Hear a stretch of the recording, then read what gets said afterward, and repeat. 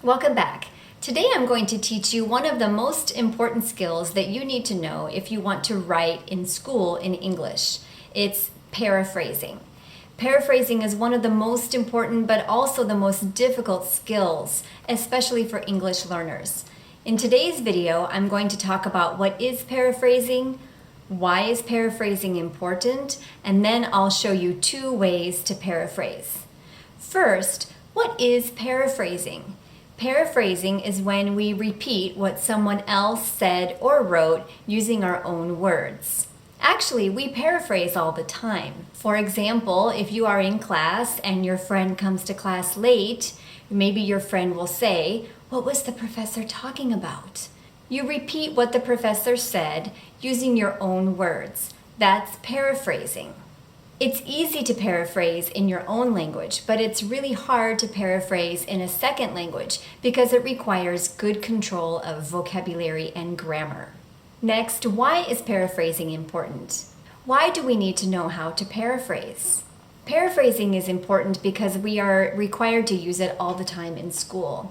For example, if your professor asks you to read a book and write about it, you're going to want to repeat some of the ideas from the book.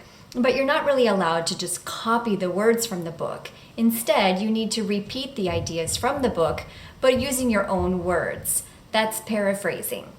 Another example is if you read something and answer questions based on what you read. Teachers usually don't want you to just copy the words in your answer. Instead, the teachers will ask you to paraphrase or use your own words to repeat those ideas. If you go to college in the US, you will be expected to paraphrase when you do your homework and write essays. In my class, I teach my students 2 ways to paraphrase. The first one is shorter and the second one is longer. So the first way is called tell your friend. First, you're going to read the paragraph over and over until you understand it 100%. This can take some time, but it's a necessary step, so don't skip it. Then put the paragraph away and think about the ideas in the paragraph. What was the writer trying to say? Third, imagine that you need to tell your friend what you just read. So you're going to say those ideas in your own words without looking at the paragraph. You don't have to repeat every small detail, but you want to be sure to repeat the important ideas. Let's practice with this paragraph about California. California is a large state on the west coast of the United States. It is important for 2 main reasons. First, it has the largest population in the US with 39.5 million people. It also has one of the largest economies in the world. This combination of large population and large economy make California a powerful state in the US. Second, California has long been a strong influence in terms of popular culture. Many actors and film producers live in California, but also some of the most important people in fashion, technology, sports, and music live and work there.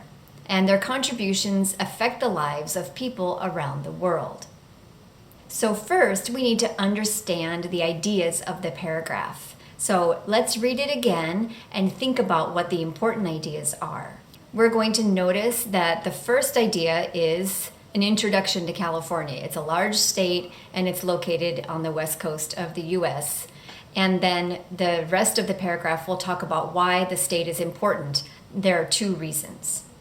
Okay, the first reason is that the state has a large population and a large economy, and those 2 things together make California powerful.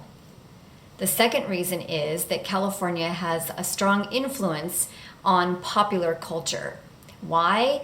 Because there are a lot of actors and people in fashion and technology and sports who live in California, and the things that they make affect the lives of people around the world or affect popular culture around the world.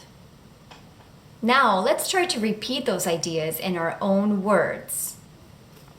For example, we might say, California is a big state in the western United States. California is an important state for two reasons. First, it's important because of its size. It has almost 40 million people, more than any other state in the US.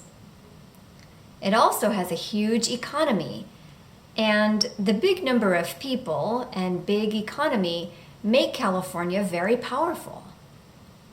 The second reason is that California influences popular culture. People who make movies and technology, fashion, and who play sports live there, and their work has a big effect on people around the world, or people all over the world.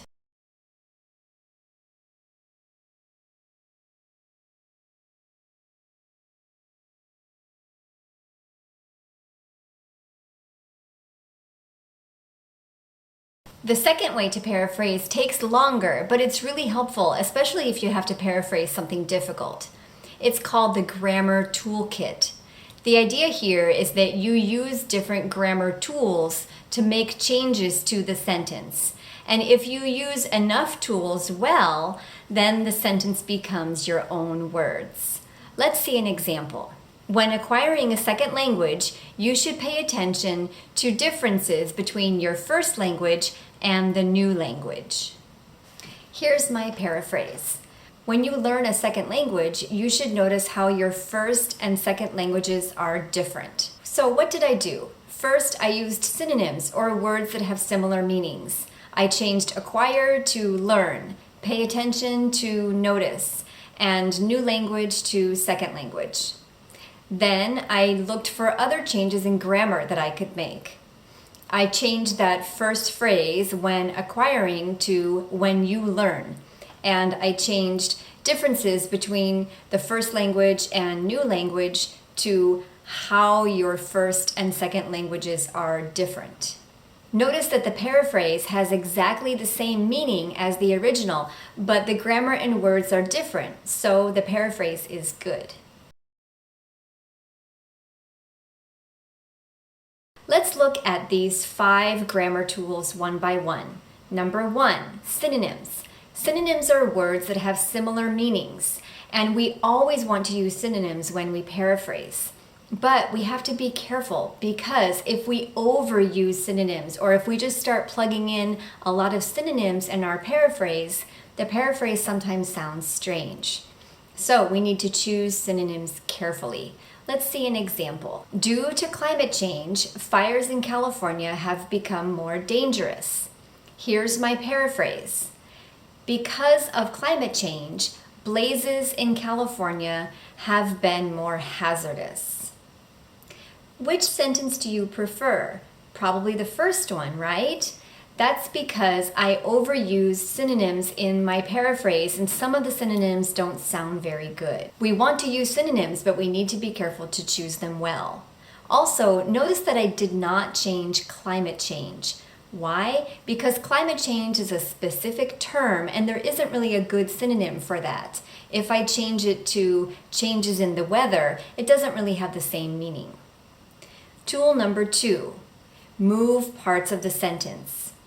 Many long sentences in English have parts that you can move, and this is an easy way to make your paraphrase better. For example, due to climate change, fires in California have become more dangerous.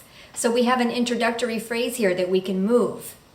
Fires in California have become more dangerous due to climate change.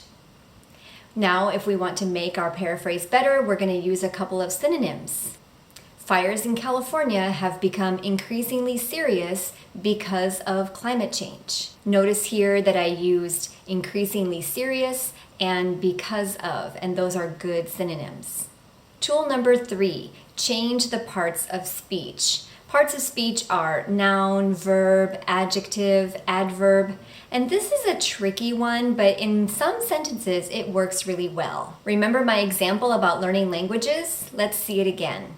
When acquiring a second language, you need to pay attention to the differences between your first language and the new language. Now listen to my paraphrase. When you learn a second language, you should notice how the first language and second languages are different. This is an example of changing the parts of speech because I changed the words differences to different. Of course, you have to be careful to make other changes in grammar that are necessary for the sentence to have correct structure. Let's see another one. Researchers have found that one key to happiness is relaxation. Here's my paraphrase. Researchers have found that one key to being happy is to relax. So here I changed happiness to being happy. Happy is an adjective. And I changed relaxation to the verb to relax. Let's see one more. Due to climate change, fires in California have become more dangerous. Here I'm going to change dangerous to a greater danger. Due to climate change, fires in California have become a greater danger.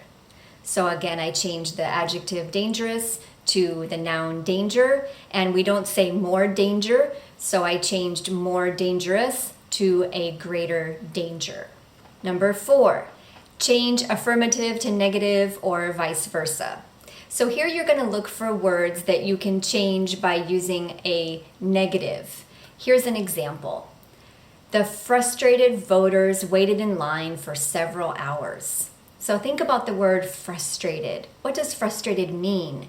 It means not happy, right? Or not satisfied. So I can change frustrated to unsatisfied.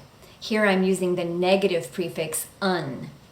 The frustrated voters waited in line for several hours. The unsatisfied voters waited in line for several hours. And the last one, number 5, combine sentences.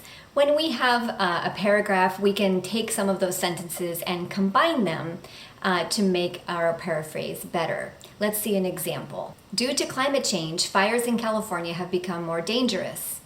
The governor has promised to work harder to combat climate change as the state moves toward clean energy. So here we have 2 sentences, and we can combine them together. Due to climate change, fires in California have become more dangerous, but as the state moves toward clean energy, the governor has promised to work harder to combat climate change. Now, we're not finished. The paraphrase is basically the same as the original. It's just that we combined those sentences together and moved one thing. We're going to have to use some synonyms and maybe other changes to make the paraphrase good. When you use the grammar toolkit, there are other changes you might make too. For example, change from active to passive or from singular to plural. And as your English gets better and you have more control of grammar and vocabulary, it will be easier for you to see what changes to make.